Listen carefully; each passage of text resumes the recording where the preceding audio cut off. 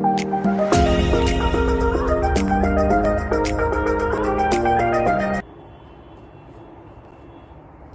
friends, I am Kirti Chaudhary and I welcome you all to Educationary. I hope you all are doing great. So in this video we are going to continue the second class of our pedagogy of commerce. इससे पहले की video में हमने commerce के बारे में पढ़ा था एंड इस वीडियो में हम कॉमर्स एजुकेशन के बारे में पढ़ने जा रहे हैं. So let's see what we are going to discuss today. So first one is meaning of commerce education and its definition. The second one is scope of commerce education at college level and senior secondary level. The third one is historical development of commerce education in India and it is very very important. The fourth one is importance of commerce education. तो आज की video में हम ये सब discuss करने वाले हैं. अगर आपने पहली वाली वीडियो नहीं देखी है सो गो वॉच दैट वीडियो, क्योंकि अगर आपने वही वीडियो नहीं देखी होगी तो आपको कुछ समझ में नहीं आएगा. इंटरलिंक्ड है सारी चीज़ें, सो आपको स्टार्टिंग से ही सब कुछ देखना चाहिए. So let's get started. So पहला क्या है, पहले हम देखते हैं what is the meaning of commerce education. So मैं पहले आपको ऐसे ही इसका मीनिंग बता देती हूँ. जैसे देखिए, जैसे मैंने आपको पहले ही बताया था, बिजनेस एजुकेशन और कॉमर्स एजुकेशन हम इनको इंटर रिलेटेड यूज़ कर सकते हैं एक दूसरे के प्लेस पे. देखिए यहाँ भी लिखा हुआ है बिजनेस एजुकेशन और commerce education. So we can use both the terms. Okay, so ये एक रैशनल प्रोसेस है, एक आर्ट है और एक साइंस है क्रिएट करने की पॉजिटिव एटीट्यूड को कॉमर्स और बिजनेस की तरफ. ये प्रोसेस जो है कॉमर्स एजुकेशन एक प्रोसेस है कम्युनिकेट करने का. एजुकेशन जो कंसर्न होती है हिस्ट्री के साथ, उसके मीनिंग के साथ, एम्स और ऑब्जेक्टिव्स के साथ, इस सब में हमें ये सब जानने को मिलता है. स्कोप जानने को मिलता है हमें कॉमर्स का, उसका सिग्निफिकेंस हमें जानने को मिलता है, माने कि उसकी इंपॉर्टेंस हमें जानने को मिलती है. इनोवेशंस क्या क्या हैं कॉमर्स में वो जानने को मिलता है. गाइडेंस, काउंसलिंग, ये सब हमको जानने को मिलता है. बिजनेस एजुकेशन और भी कवर करता है टीचिंग और रिसर्च रिलेटेड, जो ट्रेड से रिलेटेड रिसर्च होती है, कॉमर्स से रिलेटेड रिसर्च होती है, एग्रीकल्चर से रिलेटेड, इंडस्ट्री से रिलेटेड रिसर्च जो जितनी भी होती है वो सब हमें बिजनेस एजुकेशन या हम कह सकते हैं कॉमर्स एजुकेशन में जानने को मिलता है. इसमें हम कवर करते हैं कॉमर्स और मैनेजमेंट एजुकेशन को भी हम इसमें कवर करते हैं. और अगर हम दूसरे शब्दों में कहें तो कॉमर्स एजुकेशन एक आर्ट है और एक साइंस है, एक प्रोसेस है जिससे हम डेवलप करते हैं थॉटफुल स्टैंड पॉइंट. ट्रेड के बारे में, किसी बिजनेस के बारे में, किसी कॉमर्स के बारे में हम एक थॉटफुल, आप कह सकते हैं एक मीनिंगफुल, हम एक स्टैंड पॉइंट पे आते हैं इन सब टर्म्स के लिए. इन सब के बारे में हम सोचते हैं थॉटफुल तरीके से. ये हमें ये स्टूडेंट्स को हेल्प करता है टैकल करने में बिजनेस प्रॉब्लम्स. ऑब्वियसली इससे कॉमर्स एजुकेशन हम पढ़ते ही इसलिए हैं ताकि बच्चों को ही पता चल सके कि बिज़नेस क्या होता है, एक्चुअल में बिज़नेस की प्रॉब्लम्स जो होती हैं उनसे कैसे टैकल किया जाता है. प्रॉपर नॉलेज जो होती है यूटिलाइजेशन की, नेचुरल रिसोर्सेज की, वो कैसे हम कर सकते हैं, प्रॉपर तरीके से उन्हें यूज़ कैसे कर सकते हैं हम बिना वेस्ट किए किसी भी चीज़ को. और स्टूडेंट्स को बताया जाता है वेरियस इकोनॉमिक प्रॉब्लम्स के बारे में. ऑब्वियसली जब बच्चों को प्रॉब्लम्स के बारे में ही नहीं पता होगा तो वो आगे चल के जब बिज़नेस करेंगे तो how can they deal with that, right. So इसलिए इकोनॉमिक प्रॉब्लम्स का पता होना बहुत बहुत इम्पॉर्टेंट है बिज़नेस के बारे में और सोसाइटी के बारे में. चलिए आगे देखते हैं. अब कुछ डेफिनेशंस आ जाती हैं कॉमर्स एजुकेशन की. अगेन मैं आपसे कहूँगी कि मैंने इसमें इतनी ही डाली हैं. अगर आपको किसी और की डेफिनेशन अच्छी लगती हैं या किसी और की डेफिनेशन आपको कुछ इजी लग रही हैं तो आप वो भी लिख सकते हैं. अदरवाइज़ ये भी सारी इजी ही हैं, आप इन्हें भी लिख सकते हैं आराम. चलिए तो सबसे पहले देखते हैं अकॉर्डिंग टू चेसमैन ए हेरिक इनका क्या कहना है. तो ये कहते हैं, इनके अकॉर्डिंग ये मानना है कि जो एजुकेशन है वो बोथ डायरेक्टली और इनडायरेक्टली प्रिपेयर करती है बिजनेसमैन को फॉल करने के लिए बिजनेस कॉमर्स एजुकेशन में, राइट. मतलब इसका सिंपल आप ये समझ सकते हैं कि वो फॉर्म एजुकेशन की जो डायरेक्टली भी और इनडायरेक्टली भी प्रिपेयर तो बिजनेसमैन को ही कर रही है, जिसके लिए वो कॉमर्स एजुकेशन पढ़ने के लिए तैयार हो सकता है. सेकंड अगर हम बात करें सेकंड डेफिनेशन के बारे में, तो सेकंड डेफिनेशन दी है एस लियोन ने. इनके अकॉर्डिंग इनका कहना ये है कि कोई भी एजुकेशन जो एक बिजनेसमैन के पास होती है या जिससे एक बिजनेसमैन एक अच्छा बिजनेसमैन बनता है वो उसके लिए कॉमर्स या फिर बिजनेस एजुकेशन होती है. इससे कोई मतलब नहीं है कि वो या तो स्कूल में ही ली गई हो या स्कूल से बाहर भी ली जा सकती है, वो ऐसा कुछ नहीं है कि वो स्कूल में ही ली गई हो। देखिए यहाँ पे साफ साफ लिखा है, any education which a businessman has and which makes him a better businessman is for him a business education, matter whether it was obtained with in the walls of a school और not. चलिए last definition देखते हैं जो दी है Nicholas ने। इन्होंने बोला है कि जो कॉमर्स एजुकेशन है वो एक ट्रेनिंग है जो प्रिपेयर करती है एक इंडिविजुअल को, एक इंसान को एंटर करने के लिए बिजनेस ऑक्यूपेशन में घुसने के लिए, जो हेल्पफुल रहती है और अचीव करने के लिए उनके प्राइमरी एम्स, एक बिजनेसमैन के प्राइमरी एम्स को अचीव करने के लिए जो भी ट्रेनिंग प्रिपेयर करवाई जाती है इंडिविजुअल को, उसे हम कॉमर्स एजुकेशन या बिजनेस एजुकेशन कहते हैं। तो आई होप यहाँ तक आप सबको समझ में आ गया होगा। चलिए अब आगे चलते हैं। अब हमारा नेक्स्ट टॉपिक है scope of commerce education at college level. दोनों लेवल पे बात करेंगे, सीनियर सेकेंडरी भी और कॉलेज लेवल भी। तो पहले हम देख लेते हैं कॉलेज लेवल पे कॉमर्स एजुकेशन का क्या स्कोप है। बेसिकली स्कोप में आपको कुछ नहीं करना, इसमें बस आपको यही इंक्लूड करना है कि इसमें क्या क्या चीज़ें आती हैं, क्या क्या हम कॉलेज लेवल पे पढ़ सकते हैं। तो जैसे इसमें लिखा हुआ है, पढ़ते हैं। According to university education commission, university education commission के अकॉर्डिंग ये बताया गया है कि प्रोफेशनल बिजनेस एजुकेशन जो है वो इंक्लूड करता है mathematics, statistics, theory of organisation, business structure, finance में इंक्लूड करता है मैनेजमेंट, बजटिंग ऑफ एसेट्स, कैसे हम एसेट्स की बजटिंग कर सकते हैं, किस हिसाब से उनका हम बजट फाइनल कर सकते हैं कि क्या हमें चाहिए क्या हमें नहीं चाहिए, एक्सपेंसेस कैसे हम कर सकते हैं manage, philosophy, history, theory of law, organisation of work में इंक्लूड होता है इकोनॉमी, प्रोसेस ऑफ एनालिसिस करना भी काफ़ी ज़्यादा इंपॉर्टेंट होता है, प्रोसीजर्स, स्टैंडर्डाइजेशन ऑफ स्किल्स का होना भी काफ़ी ज़्यादा इंपॉर्टेंट है, एक स्टैंडर्ड मेंटेन होना चाहिए स्किल्स का, कॉस्ट एनालिसिस भी अनदर बहुत इंपॉर्टेंट पॉइंट है, and the like. The structure of distribution should also be studied, जो स्ट्रक्चर है डिस्ट्रीब्यूशन का वो भी स्टडी करवाना काफ़ी ज़्यादा इंपॉर्टेंट है।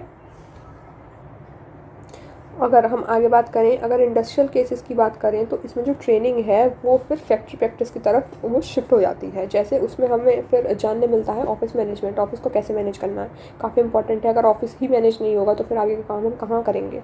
इंस्टीट्यूशनल मैनेजमेंट, एग्रीकल्चरल और marketing according to students chief interest, student के चीफ इंटरेस्ट के अकॉर्डिंग ही ये सारी चीज़ें होती हैं। While industrial relations should be included in every business course, it is so important so as to constitute a profession of itself.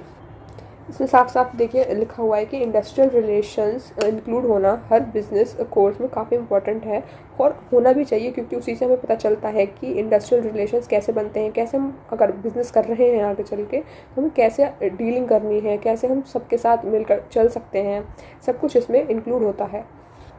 ठीक है, तो ये तो रही इतनी बात। अब आगे चलते हैं। कुछ एजुकेशनिस्ट के अकॉर्डिंग यहाँ पे उन्होंने इलस्ट्रेट किया है स्कोप कॉमर्स एजुकेशन का, like Ton Fofham and Freeman illustrate the scope of commerce education as under. जैसा आप देख सकते हैं इस फिगर में कि कॉमर्स एजुकेशन के अंदर 3 कैटेगरी में हमने इसको डिवाइड किया है। एक तो जनरल कॉमर्स, एक एजुकेशन और जॉब ट्रेनिंग फॉर एजुकेशन। तो हम बेसिकली क्या पढ़ रहे हैं, एजुकेशन। तो हम देखते हैं कि इन्होंने क्या इंक्लूड किया है कॉमर्स एजुकेशन के अंडर में। इनके अकॉर्डिंग कॉमर्स एजुकेशन के अंडर में सबसे पहला तो बेसिक कॉमर्स एजुकेशन सबके लिए प्रोवाइड करवानी चाहिए। जो बेसिक टर्म्स होती हैं अकाउंट्स की वो सबको आनी चाहिए।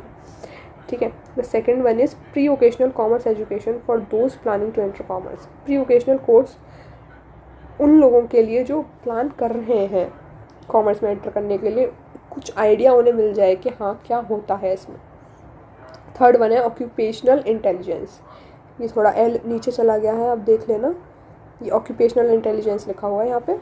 सो ऑक्यूपेशनल इंटेलिजेंस तो सीधा यही हो गया कि ऑक्यूपेशनल इंटेलिजेंस में सेल्फ एक्चुअलाइजेशन, बच्चों को अपना पता चलता है कि उनका इंटरेस्ट किस में है, उनका ऑक्यूपेशन क्या उन्हें आगे चल के ले जाना है। क्योंकि कॉमर्स में भी आप देखोगे एक तरीके का बिजनेस नहीं होता, काफ़ी सारे तरीके के बिजनेस जो है इंक्लूड होते हैं, छोटे से लेकर बड़े तक, एंड अनकाउंटेबल होते हैं, नंबर ऑफ बिजनेसेस इंक्लूड होते हैं as per their interest. Okay, and the last one is specific skills training.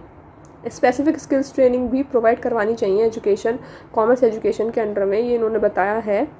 जैसे फॉर एग्ज़ाम्पल कोई भी अगर आपको मान लीजिए आपको किसी कपड़े की ही फैक्ट्री खोलनी है, उसका कोई बिज़नेस करना है, या फिर कोई डिजिटल आपको मार्केटिंग में जाना है, या ऑनलाइन आपका कुछ बिज़नेस है, तो डिपेंड्स कि आपको कौन सी स्किल की ज़रूरत है, और वो डिपेंड करेगा कि आप कौन सा ऑक्यूपेशन जो है वो चूज़ कर रहे हैं। ठीक है, तो ये सब इसमें इंक्लूड है। तो अगर आप ये टेबल बना के आएंगे तो आपको मार्क्स ज़्यादा अच्छे मिलेंगे। ऑब्वियसली डायग्राम्स का, फिगर्स का, इलस्ट्रेशंस का तो असर पड़ता ही है आंसर्स पर। तो अगर आप ये बना के आएंगे तो काफ़ी सही रहेगा। चलिए अब आगे चलते हैं। आगे है हमारा scope of commerce education at senior secondary education. Senior secondary education मतलब वही आपका 11th-12th क्लास में क्या क्या इंक्लूड होगा आपका, इसमें वो बताया गया है। तो देखिए CBSE central board of secondary education के अकॉर्डिंग उन्होंने ये आउटलाइन किए हैं following subject matter: business studies और accountancy, the terms used by and लिeu ऑफ कॉमर्स। तो आपको पता है बेसिक जो कॉमर्स के अगर हम टर्म्स में बात करें, जो सब्जेक्ट्स इंक्लूड होते हैं वो बिजनेस और अकाउंटेंसी ही होते हैं। तो इन्होंने उन दोनों का बताया है कि उसमें क्या क्या इंक्लूड कर सकते हैं।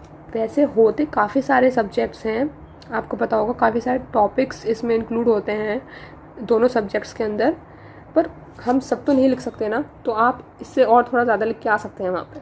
चलिए जैसे देख लेते हैं। बिजनेस स्टडीज़ के अंदर इंक्लूड होता है economic activities and business, obviously include होता है। इकोनॉमिक एक्टिविटीज़ को जानना काफ़ी इंपॉर्टेंट है बिज़नेस के लिए, अदरवाइज़ कैसे पता चलेगा कि क्या डाउनफॉल है, क्या GDP है, क्या किस के अकॉर्डिंग हम इन्वेस्ट करें, किस बिज़नेस में जाना सही रहेगा या किस बिज़नेस में जाना हमें सही नहीं रहेगा। उसके बाद नेचर और पर्पस बिज़नेस का जानना काफ़ी इंपॉर्टेंट होता है, वो चीज़ भी इसमें इंक्लूड की जाती है। स्ट्रक्चर, ऑब्वियसली स्ट्रक्चर तो पहले बनाना पड़ेगा ना बिज़नेस का। उसके बाद फिर आता है फॉर्म्स ऑफ बिजनेस एंटरप्राइज। फिर डिफरेंट एंटरप्राइजेस की फॉर्म्स होती हैं, आपको डिसाइड करना है कि आपने कौन सी ऑप्ट करनी है। ठीक है, फिर उसके बाद है stock exchange. Stock exchange again important topic है, तो ये सब बिजनेस स्टडीज़ में इंक्लूड होता है। और भी काफ़ी सारी चीज़ें हैं जो इंक्लूड होती हैं, बट यहाँ कुछ ही मैंने लिखी हैं। अब अगर बात करें अकाउंटेंसी की, तो अकाउंटेंसी में आप सब ने ही पढ़ा होगा 11th क्लास में, accounting meaning, objectives, basic accounting terms जितने भी होते हैं 11th क्लास में आ जाता है ये तो। देन उसके बाद theory base of accounting, trial balance and errors, तो काफ़ी ज़्यादा ही कॉमन और इम्पॉर्टेंट चीज़ें हैं।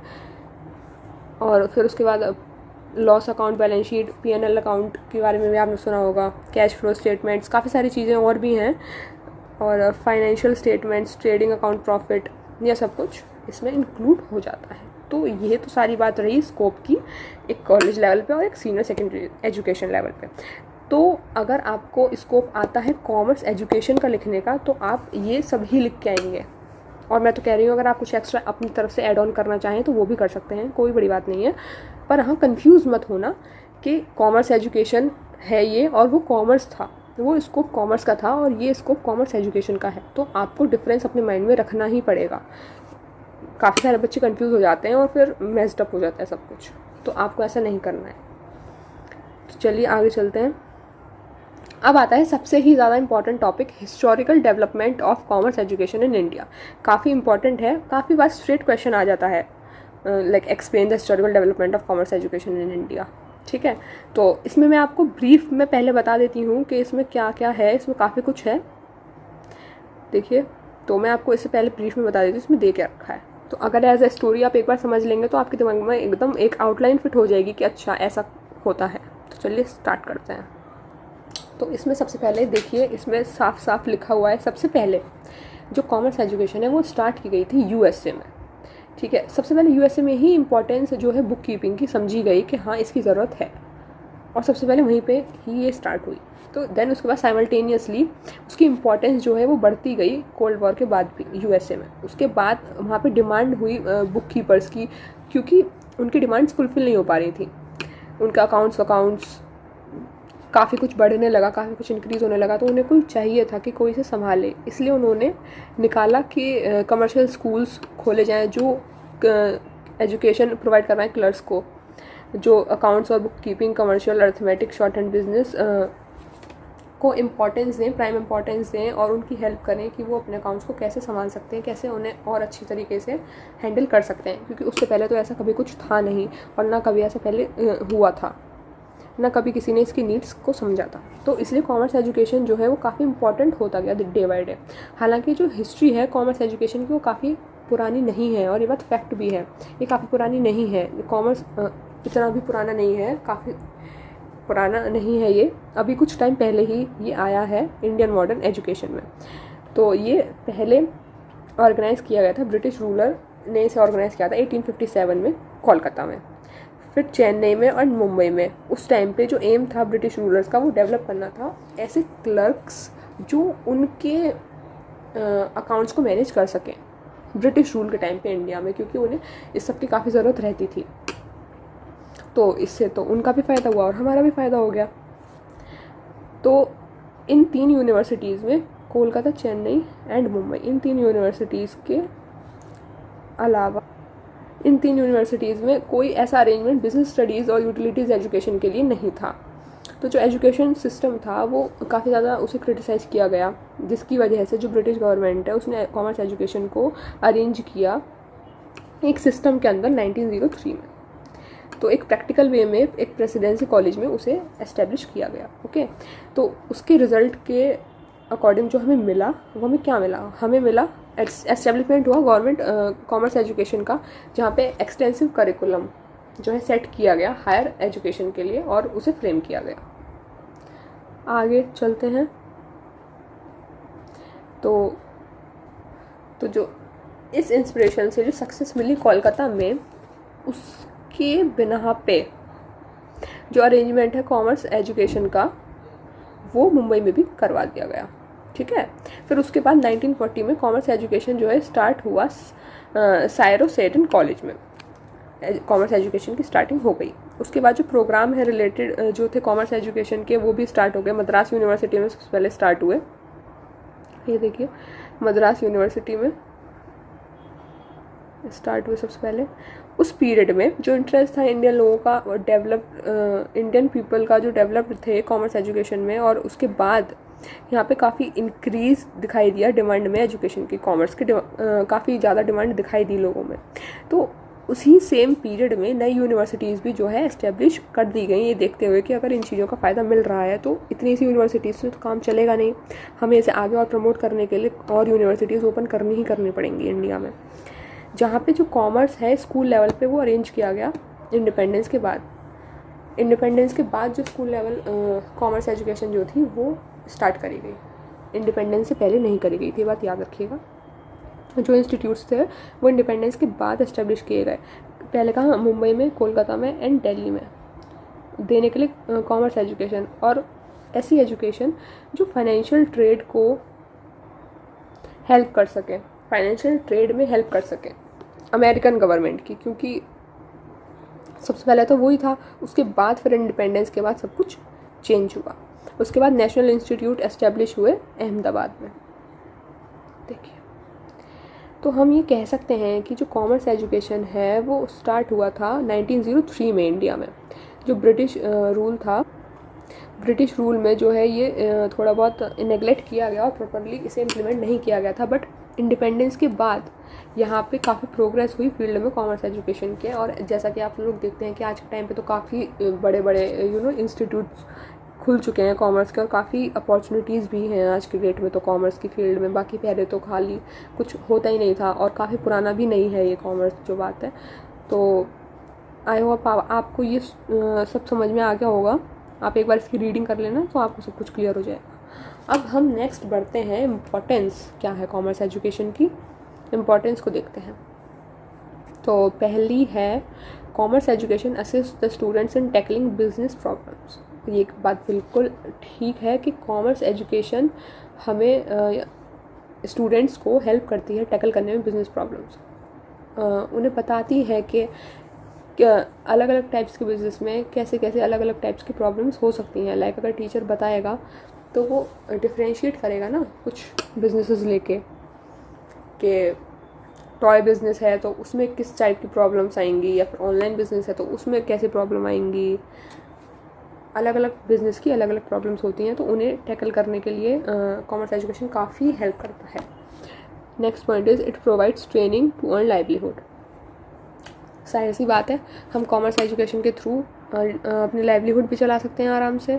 काफ़ी सारी जॉब्स हैं जो कॉमर्स अगर हम लेते हैं उसके बाद हायर एजुकेशन उसके अकॉर्डिंग करते हैं तो हम कमा भी सकते हैं अपने लिए। फिर आता है it develops liberal business attitude. ये डेवलप करता है लिबरल बिजनेस एटीट्यूड।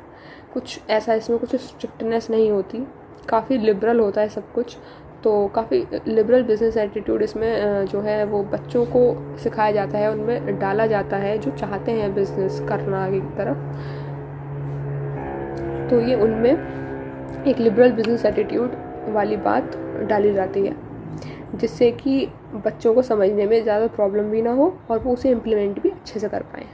क्योंकि अगर कोई हार्श बिजनेसमैन होगा तो वो कभी भी कस्टमर को हैप्पी नहीं कर सकता। आपको लिबरल होना ही पड़ेगा, आप स्ट्रिक्ट नहीं रह सकते एज अ बिजनेसमैन, आपको कस्टमर फ्रेंडली होना ही पड़ेगा।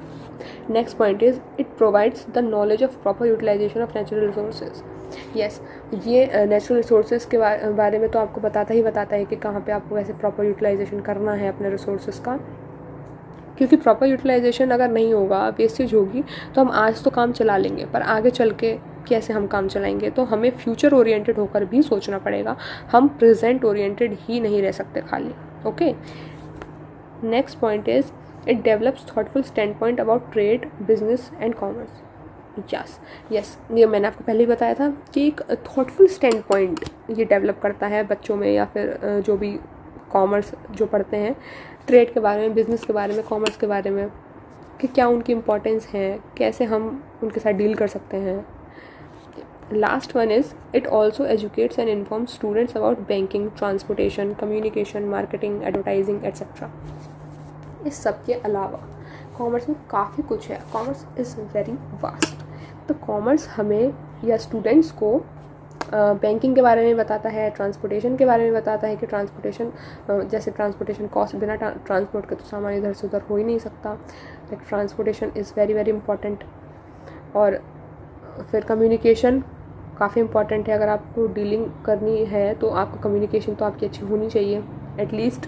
इसका मतलब ये नहीं है कि आपको सिर्फ इंग्लिश आनी चाहिए। कम्युनिकेशन का मतलब आप किसी भी लैंग्वेज में डील कर रहे हो, आपको बात करने का तरीका क्या है, आप अपने व्यूज़ कैसे रख पा रहे हैं, वो यहाँ पे इसका कहने का मतलब है। मार्केटिंग, मार्केट में क्या चल रहा है। एडवर्टाइजिंग, ऑब्वियसली अगर आपको अपना कोई प्रोडक्ट सेल करना है या कोई पॉलिसी सेल करनी है तो एडवर्टाइजिंग आपकी एक अट्रैक्टिव और इफ़ेक्टिव होनी चाहिए कि जो सामने वाला कस्टमर है वो उसे लेने पर मजबूर हो जाए।